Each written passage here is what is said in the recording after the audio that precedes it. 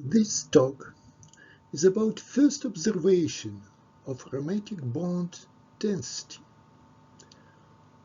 which you can find in paper by Rosalind Franklin, mostly forgotten at this time.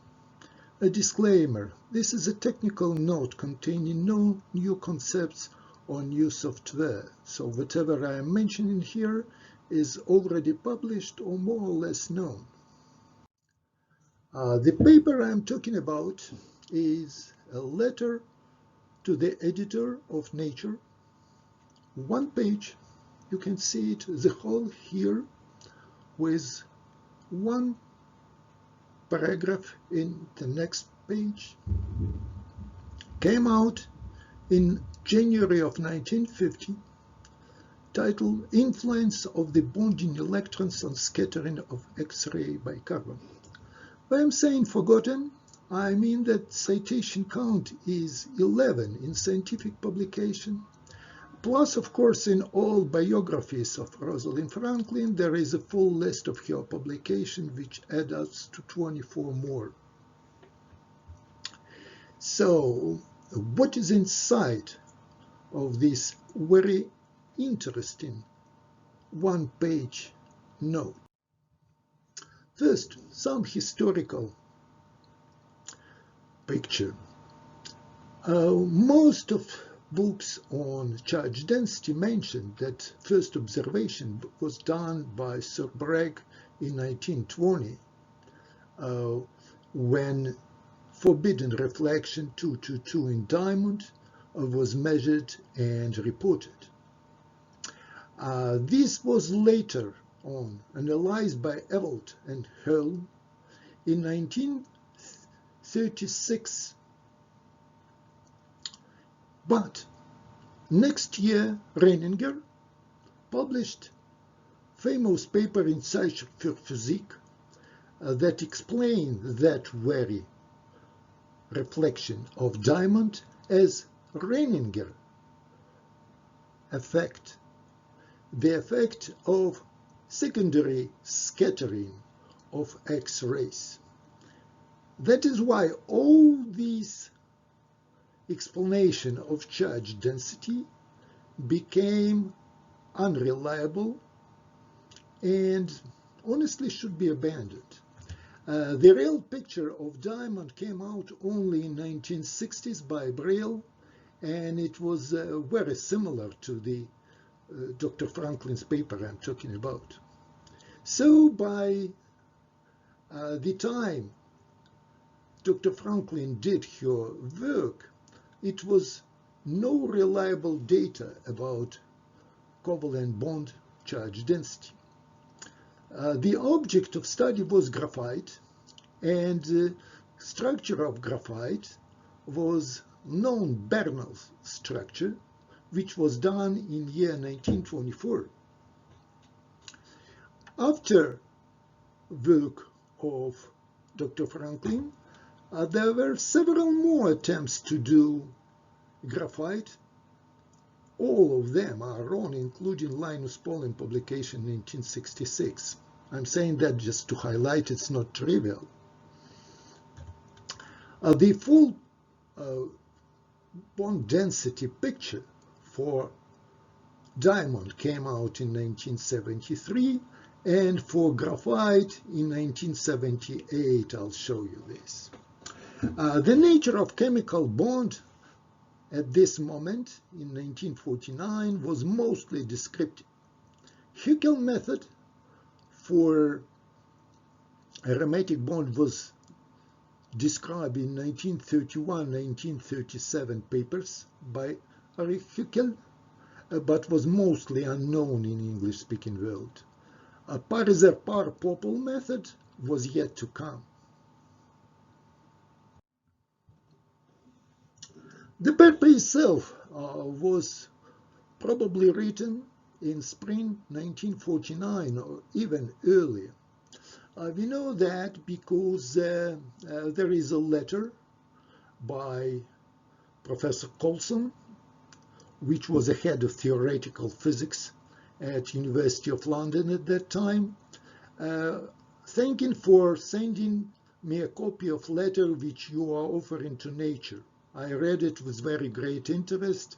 Obviously, letter was written in June 11th, 1949, so perhaps last day of May or first day of June, when he received the copy of the manuscript, which means the manuscript was available in May 1949 or even earlier.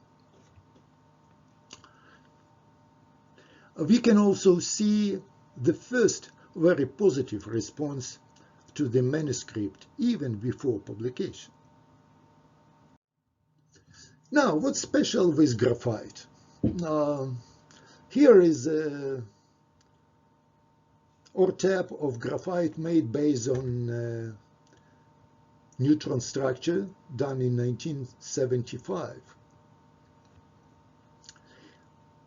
Both of carbon atoms are on fixed position. You do not need to refine them. There are two anisotropy parameters for each carbon atoms, but they are essentially the same for each of them. Little surprise, because the plane moves mostly as a whole.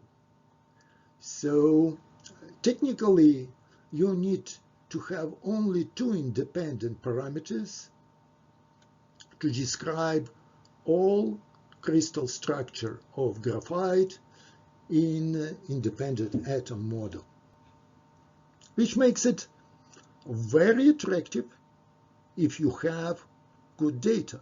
Unfortunately, in reality, this is problematic. So, what are main points of Dr. Franklin's letter to the editor? First, it seems that an enormously high intensity of 100 line must be attributed to configuration of valency electrons in graphite to carbons containing incipient graphite layers.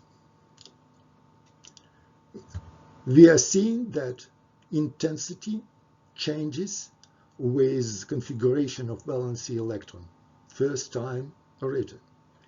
Now the same carbon, the only 100 reflection occurs in angular range at which L electrons make appreciable contribution to atomic scattering.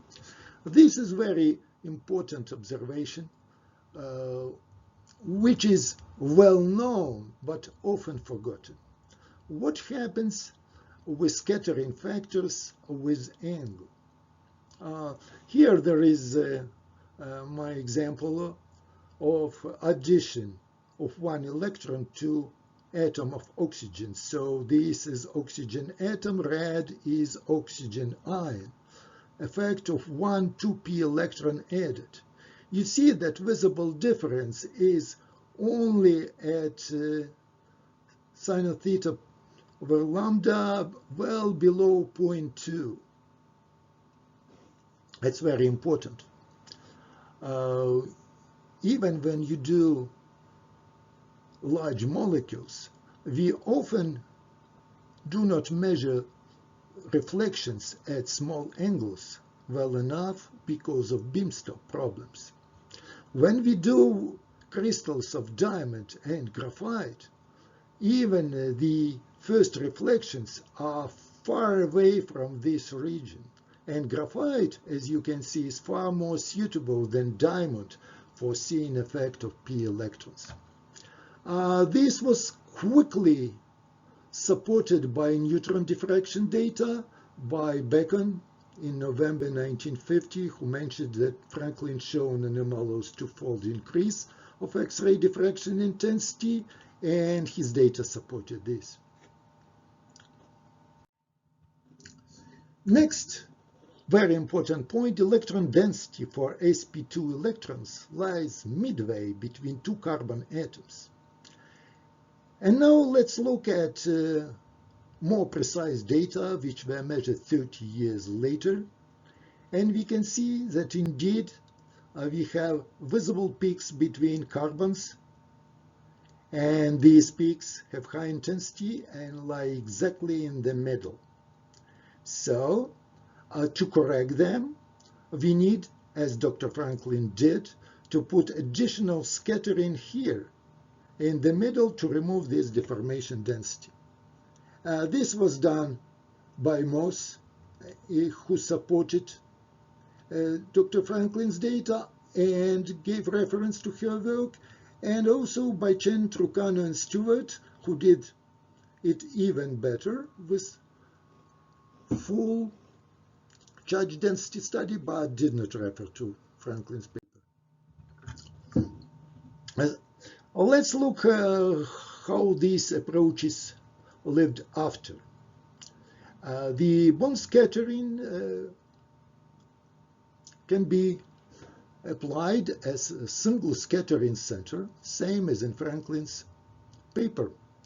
And it was done for diamond by Brill in 1960 by applying one single Gaussian describing the movement of electrons with no reference. Again, Coppens in 1974-1976 was studying deformation peaks and using one single scattering center in the middle as a Gaussian, and didn't give a reference.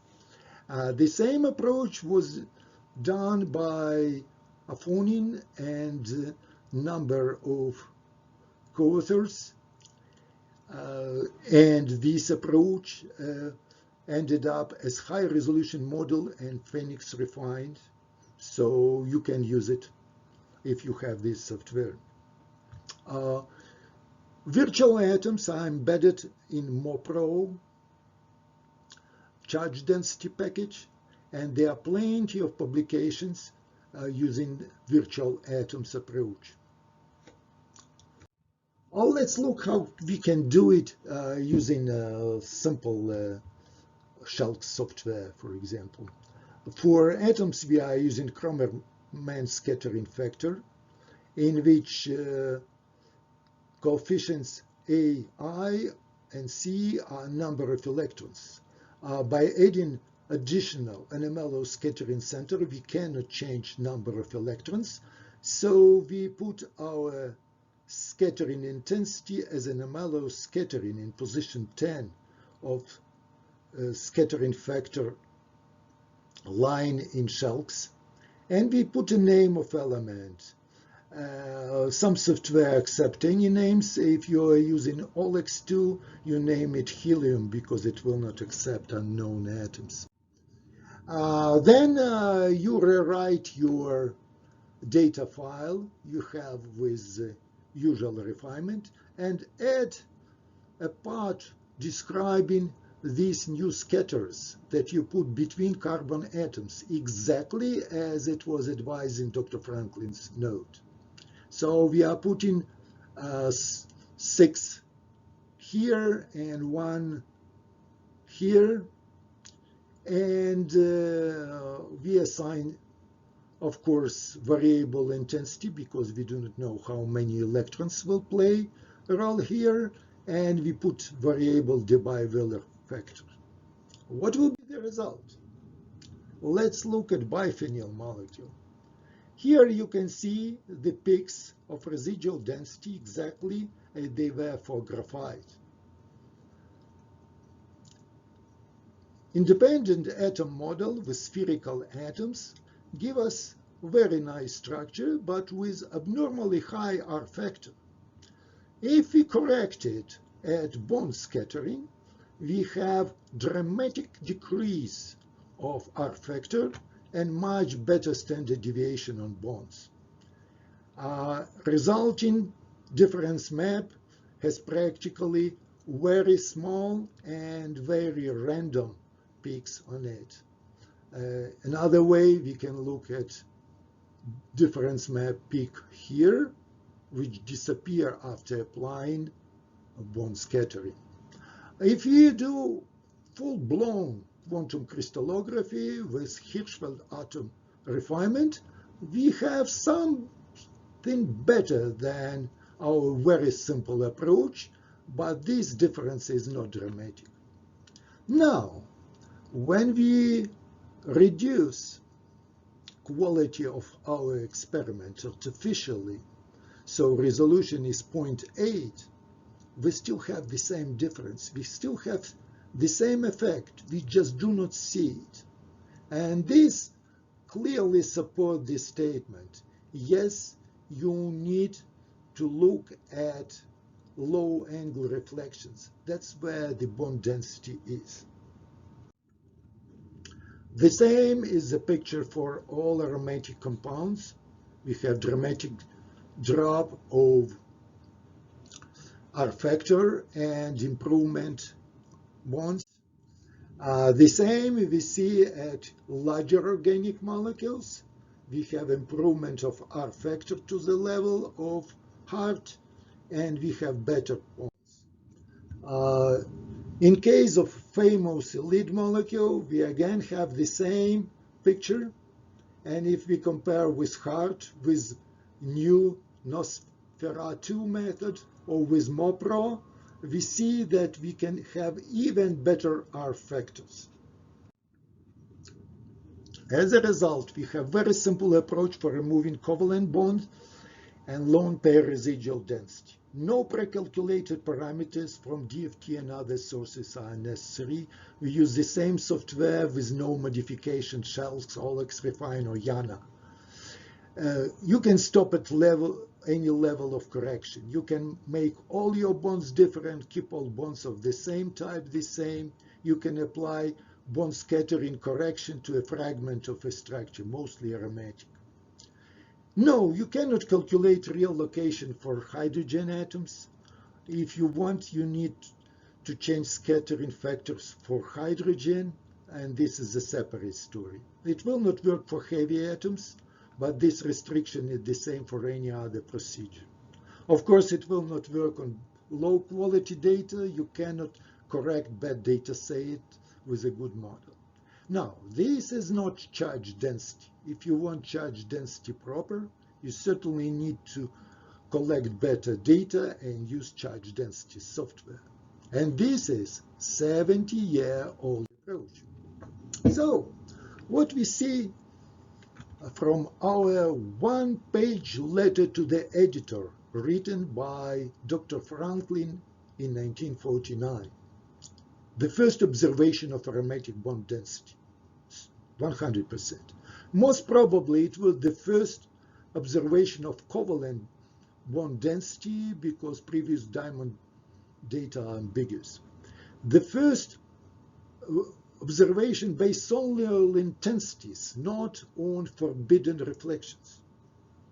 Next, statement of importance of low angle reflections for charge density observations. Same is true for hydrogen atom for the same reason, no core electrons. And very important, simple but powerful tool for removal of residual bond density. It's quite an achievement for one page of text.